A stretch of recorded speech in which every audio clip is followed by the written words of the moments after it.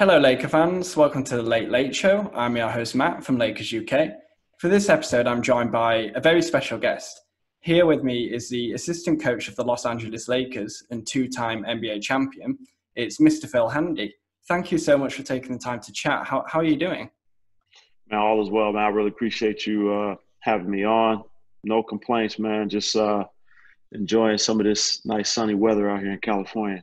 Yeah, and first of all, how have you been doing lately during these crazy times with the quarantine? I hope you and the family are safe. Has it been nice spending a bit more time at home with the family? Yeah, man, it's been even though it's a little bit of a tragic time, it's been a great time for me because like you said, I've been able to spend some time with my family. I've been able to kind of step away from the game a little bit and do some things that I haven't been able to do in the last 9 years. So it's been good to kind of decompress and again take a break. Even though I love the game of basketball so much, our jobs are pretty intense. Competing in the NBA is pretty nonstop. So to be able to step away from that for a little bit and really kind of recharge, I've really enjoyed this time.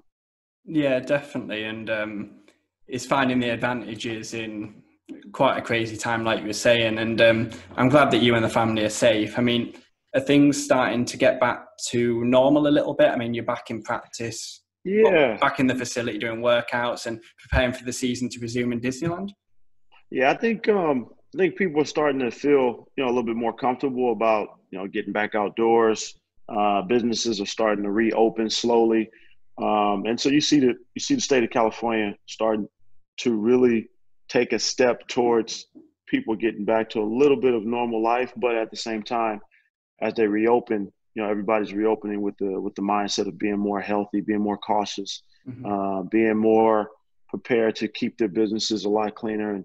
And I think people are really respecting each other's space a little bit more. So for me, it's good to kind of see things get back to a normal stance. But in the new normal, people are understanding that they have to be a little bit more careful and be more cautious in spreading germs. So I think that's always a great thing, that if people are going to take that mindset as we start to reopen and get back to normal life. Yeah, and all set for Orlando and back in this facility and everything. Everything's looking good, is it? Yeah, some guys have been back in. It's been very regulated. The NBA has put in some pretty strict guidelines to keep everyone safe, but it's good to have the facility back open. You see the players coming in, getting their work in, and hopefully we'll all be back together soon and start practicing and prepare for our return to play. Yeah, us as fans are really excited for it, and I'm sure you are as well in some way to just get things back up and running again. So, if possible, it'd be great to speak about a little bit of your career from a Lakers standpoint. Obviously, we haven't got too much time, but we can try and make the most of that. So, with your previous stint in LA, you were with them between 2011 and 2013, right off the back of the championship run. How was that, and how was it being around Kobe Bryant on a regular basis? Yeah, that was great for me, Matt. That was my first opportunity to be a coach in the NBA. And those 2 years, man, I learned so much about the game, so much about coaching, so much about players, and Kobe in particular. Having had a chance to spend a couple of years with him, that was a great piece to my career. That was the Lakers were in a little bit of a different place. They weren't they weren't in the championship run, but they were still very competitive. They weren't in a rebuild mode, and it was man, that was a great experience for me to have my first opportunity to work for the Lakers. It really gave me the opportunity to have a career in the NBA, and I look back at those days, and they're very valuable to me because again, I learned so much in a short amount of time. Okay, and then you were saying about obviously it enabled you to really start a career in the NBA. What kind of made you go into being a coach then? Was it kind of like a natural progression? Was it something that you already always planned, or did it kind of just Man, happen? man, I never planned to be a coach in the NBA. I never had a desire. That was not part of my goals, I guess, if you can put that. That's not what I was aiming for. And really, the only reason why I decided to take the job with the Lakers was the opportunity to work with and try to build a relationship with Kobe. That was really the deciding factor for me because I was running a very successful business, training business, and um, that challenge of seeing if I was a good enough trainer to be able to help one of the greatest players to ever play was the ultimate challenge for me to take that. And once I got to the Lakers, it really just took on a natural progression. You know, I fell in love with the whole concept of being able to help elite athletes continue to improve on their craft, continue their careers. And it just one thing just led to another. You know, I left the Lakers and went to Cleveland and spent some time with Kyrie, and here comes LeBron. And Cleveland took me to Toronto, and I'm there with Kawhi, and now I'm back with the Lakers again. So these last 9 years, I could not have scripted them. They weren't planned. They just kind of taken their own course, and I've just been enjoying the ride. Okay, and obviously a lot's happened between your two Lakers stints. I mean, 2 championships most notably, but I'm sure there's a lot of life lessons. There's obviously been a lot of progression. But obviously this season has seen you return to Los Angeles. How did that opportunity come back around? Was it hard to leave Toronto after that championship season, or was it kind of a no-brainer? Yeah, that's a great question, Matt. It was really tough. I really fell in love with Toronto in a short amount of time, and winning a championship, obviously it helped. But the city of Toronto is a great city. The organization is first class. Me and Nick Nurse, obviously we got history going back to our UK days. So it was, and I built a bond with a lot of the players, regardless of Kawhi leaving or not. That was a tough decision for me because I felt like Toronto still had a lot of talent and they were going to surprise a lot of people, just like they've done this year and how they've competed. So, it wasn't an easy decision, but I think it was the best decision for my career at that point, to be able to come back to the West Coast, which is where I'm from.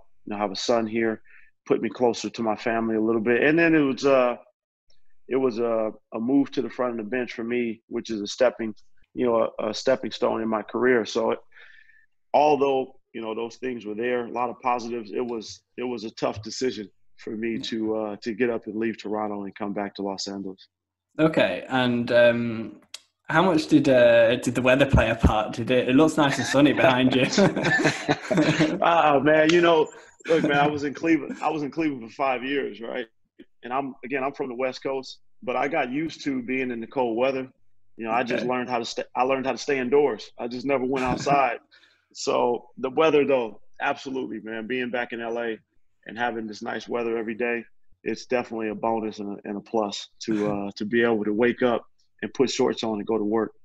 Yeah, I bet. And how's it been with the team this year in terms of chemistry? I mean, when Anthony Davis signed, there were a few doubts whether him and LeBron James would gel, and they did pretty much straight away, along with obviously the rest of the roster. Has it clicked from the very start? Have you seen that? What have you been seeing behind the scenes? Yeah, man, it's the chemistry has been amazing from LeBron on down to the last guy on the roster. Him and Anthony Davis have done a great job of just leading the way. They're really good friends, and not just them two, but LeBron has always been one of those guys that's a team first. He's very selfless, and he involves himself and engages himself with his teammates. So the chemistry there is, I'm not surprised. I've been with Bron in Cleveland for many years, and I've seen how he operates.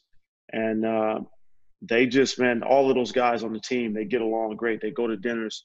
They're always hanging out together away from the court, which makes it easier for them to get along and hold each other accountable on the court. So I'm not surprised at the chemistry. It's been great so far, and that's what you really need to go along with talent. You need chemistry to where guys feel like they can voice their opinions and hold each other accountable without anyone taking it personal. Okay, and then obviously you've been around many superstars in your career. Obviously Kobe Bryant in your first LA spell, LeBron and Kyrie Irving in Cleveland, Kawhi Leonard in Toronto, then obviously LeBron again, and now Anthony Davis. Have you seen similarities in each of them players, or do they all kind of form their own unique method, so to speak? Yeah, I mean, I think they all have different games. You know, their games are different, but their methods are the same in how they work. Okay. You know, they're very consistent in their work, and they're very committed to their work every day. You know, you see the similarities in how they approach taking care of their bodies, their food, you know, getting rest. You know, what they do on and off the court is at the highest level. You know, they don't skip corners, they don't skip details, and they really try to maximize everything they're doing to where they can be the best athletes out there. That's their drive and their motivation is to be one of the best. And they do all those things necessary to do that. And you see that in the results that come out, you know, when they play and when they step on the floor and why they're so successful. So there are a lot of similarities in how they approach their work and their attitude about being hardworking individuals on and off the court. Okay, and then an interesting dynamic is when you moved up to Toronto, the team acquired, obviously, Kawhi Leonard shortly after you signing. And then this offseason, you moved to the Lakers and the team acquired another superstar in Anthony Davis. So it's a similar type of situation there in two very different locations and situations for you. Has there been any similarities in the way both of them players slotted into their respective rosters and forming championship contenders? Yeah, man. You know, AD is a very selfless guy. You know, he's very much into the team, and so is Kawhi. You know, those guys are all about trying to win. You know, and obviously AD hasn't had the opportunity to compete for a championship yet, but that's what he wants. And so his approach has been, hey, coach, teammates, whatever you guys need me to do to help us win, I'm gonna do it. And Kawhi carries that same attitude and approach, and for guys to be able to step into, you know, a new franchise, new teammates, you know, it's a great thing to see them come in with the mindset of whatever it takes. You know, they're both very similar in that, and they just try to give everything they have to their team, you know, every night they step on the floor. Okay, and then as we transition over to like the rest of the roster, obviously there's a lot more to the Lakers this season than just the superstars. Obviously, the superstars is quite a big part of it. But aside from LeBron and AD, you spoke about their work ethic and just their desire to just be in the gym all the time and watch what they eat and things like that. Which players are gym nuts, like, to use that terminology? I mean, who's there early, who's staying late after practice, aside from LeBron and AD? Man, all of our guys, you know, our whole team is built. You know, really, Matt, it's great to see our whole team is built like that. You know, I'm talking about from Rondo to Quinn Cook to Avery Bradley to Danny Green, Alex Caruso, Kyle Kuzma, JaVale, Dwight, you know, Markeith, Dion Wade, you know, all of our guys, man, these dudes work. KCP, they're, you know, and even a guy like Jared Dudley, who doesn't play very much, he leads the charge. You know, we got a great group of guys that believe in putting in the work to where they can be prepared to play. And it's great to see. You know, it's great to see that all of our guys are willing to put in some work before and after practice. And that's what really makes our jobs as coaches. It makes it easier for us to be able to, you know, we don't have to try to push buttons. These guys they're motivated, and they're all have that mindset of, man, this is an opportunity for us to compete for a championship. And you see it in the way that they work every day. Yeah, definitely. And one thing which I would like to ask about, and it's been quite a hot topic this season, there's a lot of veteran players on this roster, and the majority of the young assets were sent to the Pelicans in that AD trade. How's it been being around Kyle Kuzma this season? And he's the last of the young core. I mean, you're obviously seeing a side of things on a daily basis that we don't see, but it does appear that he has struggled a bit at times after a strong first two seasons in the NBA. What do you think about him as a talent and his season today? Phenomenal talent, man. Mm-hmm. That kid has all the attributes to be an all-star in the NBA very, very soon. You know, I think what people don't understand, when there's a shift in the dynamic of the team, right, a lot of things happen. So you take a lot of the youth out, and the Lakers go from being a team that was rebuilding, and they go to a team that's competing for a championship overnight. right? Yeah. Those are two different teams. So that required that Kyle's role changed as well. And so what he's done this year is he's really taken a step back and said, hey, let me learn how to play with Bron. Let me learn how to play with AD. Let me make sure that I'm trying to fit my game in to do what's best for the team to win. And then, you know, he's really taking on the mindset of, hey, it's not about scoring. You know, it's about me really trying to learn how to play with these guys. And I think earlier in the year, yeah, sometimes guys struggle with that. Those are difficult adjustments, you know, but Kuz has kept working. He's kept studying the film. You know, he's always been active in trying to figure out where he can improve. And you kind of see as the season went on, he got a little better. He was starting to be more comfortable with his role and be more comfortable with understanding where his shots come from. And all of these different things have played a role.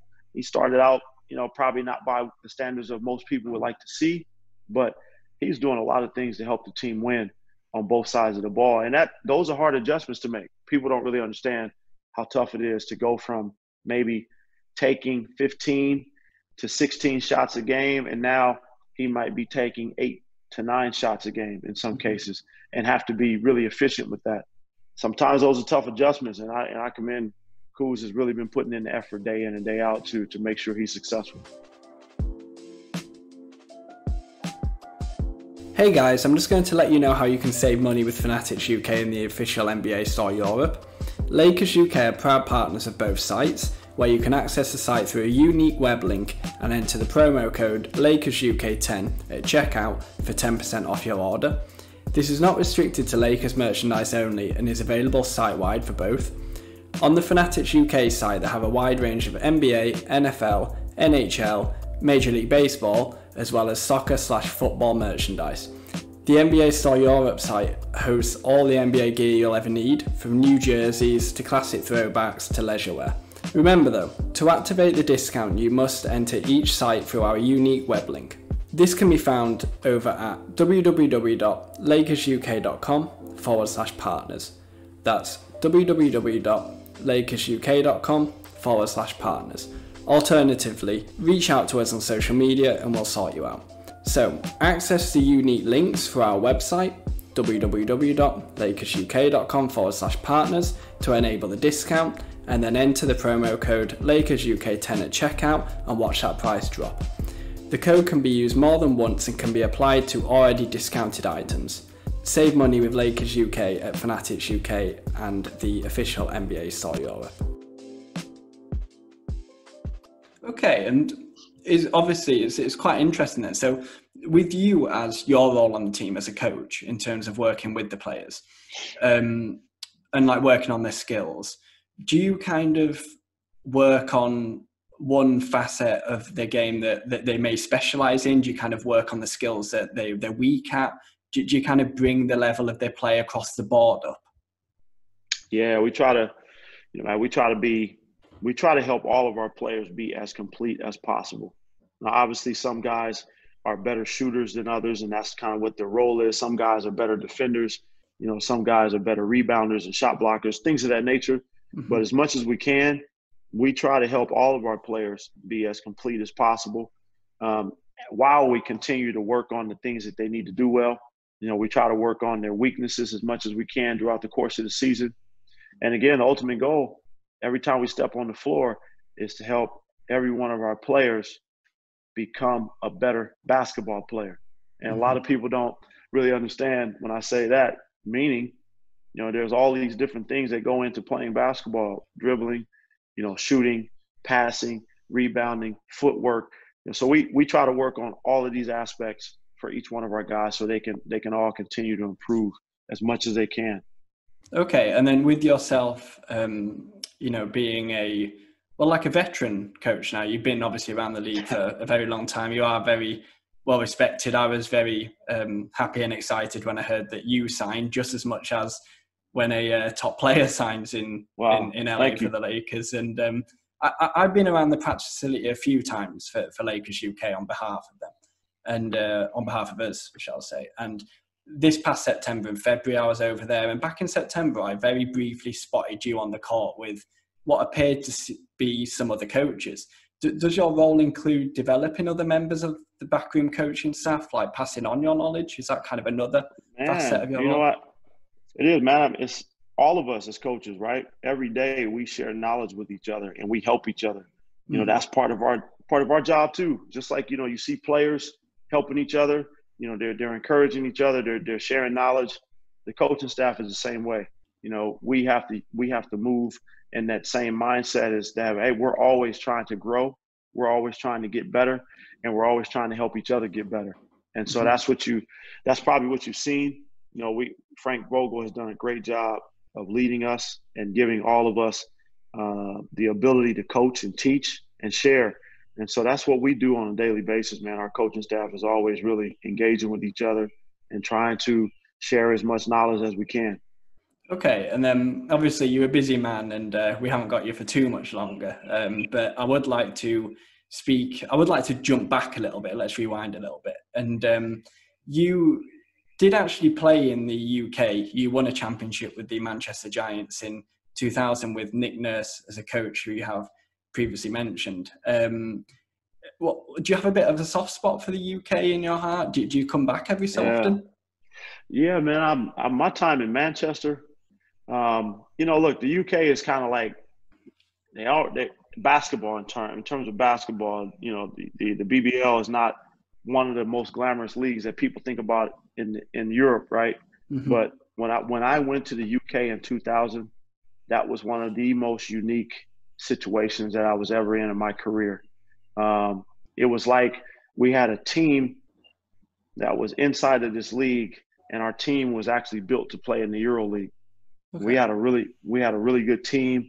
We had a great ownership, you know, base behind us. We had a great fan base. I mean, we played in a 15 or 16,000 seat arena. You know, that was probably one of the best basketball seasons that I had between, you know, Nick Nurse and my teammates. It was a phenomenal year. And so I try to get back to the UK as much as I can. I was actually going to come back this summer and do a camp in Birmingham, but you know, the COVID has kind of X'd that out. But man, the UK is definitely a place that has a soft spot in my heart, and I want to try to get back as much as I can. Okay, yes. And I mean, obviously you played in France, Australia as well, to name a few. Are you like multilingual then? I mean, obviously when you were young, you traveled like the world a lot. So have certain things ticked? Is there like a preference? Do you like the UK over France, France over the UK? I mean, obviously I'm in France at the moment. So Yeah, you know, man, that was my first experience going to play in Europe. Mm-hmm. And it was a really tough year for me because honestly, man, I wasn't ready mentally. Okay. Physically, I was fine, but mentally, I was not prepared for just the challenges of living outside the U.S. and the language, the food, the culture. I wasn't really prepared. You know, I wasn't educated on it. So when I got there, I was, you know, a little bit of a culture shock. You know, France was a beautiful place, but I don't think I was prepared mentally. And after that first year, I did much better in Europe because I knew what to expect, and I was prepared to expect something different. And I enjoyed it, man. Every place that I went, man, I learned something. I learned those languages temporarily, and then, you know, after I left, I didn't really speak the language because I didn't have anybody around me to speak. And so, you know, those things kind of drift away from you. But I did enjoy learning French. I learned Hebrew, you know, while I was in Israel. I learned a little bit of Italian in Italy. I learned some Spanish in Spain. You know, you go to Australia, the only thing you can learn is just, you know, changing your accent, just like in the UK. And you were able to understand people from Australia and the UK? Oh man, spot on. You Yeah. know, it's you know, you learn some different words. You know, there's different words that people use for different things, and different sayings that come from the UK or different sayings that come from Australia. But man, for me, both of those places were like, they were actually like being at home. You know, different cultures, but you know, the language barrier always makes it easier to adjust when everyone speaks English. Definitely, yeah, and it's good to just explore and experience different you know, ways of life. And I mean, the final question I do have to you before I let you go is everywhere you've gone, it seems like whether you were a player or in your coaching career to date, it seems like success has just followed. Are you ready to sprinkle a little bit of that secret sauce on this season and maybe get championship number 3 with the Lakers? Man, Matt, I can't. Look, one thing about me, I do like to win. I love winning, and I like to compete. I like to have the opportunity to win. And I think that part right there is what you always look for, just the opportunity to be able to compete. And so, being back here in Los Angeles, man, we have a great team. And that's all I've ever asked for, is to be in a position to where you can at least compete and give yourself a chance to win a championship. And, that's really, Matt, that's really the only thing I can say about it. I don't know if I have any secret sauce. I might just be one of those guys that's a little bit lucky. And, maybe I've made the right decisions in my career as to, where it's taken me. And man, I think too, again, I'll go back to that luck thing. You have to be lucky. There is a certain element of luck to winning a championship, right? You have to timing. Everybody stays healthy. All these different things play a part. So, I've worked my butt off, but I've also had a little bit of luck too, man, along the way. Yeah, I mean, it's been fantastic to speak to you. I mean, I could sit here and speak to you for hours on end. I mean, it'd be great to maybe get you back on when you've got a bit more time. But Absolutely. I really do appreciate you taking the time to chat. I mean, before you go, do you want to maybe shout out your socials, let people know where they can find you? You have a coaching app. Yeah, I'm if you're on Instagram, you can find me, The Real 94 Feet of Game. And then I also created a basketball app, Matt. The 94 Feet of Game app is a one-stop shop. All resources you need for skill development, teaching, training, train the trainer, players, coaches, parents, anybody that needs some thorough breakdowns on basketball, you can find it on the 94 Feet of Game app. Yeah, no, that's perfect. Well, like I said, I'll let you go. I really do appreciate you taking the time to come on. My man, appreciate it, man. You keep doing your thing.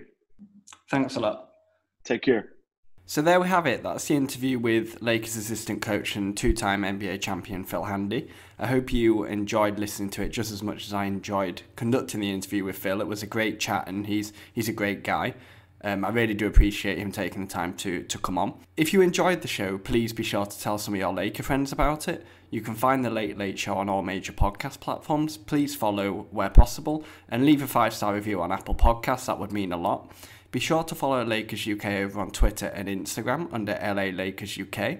Check out our website, lakersuk.com, and we'll catch you next time.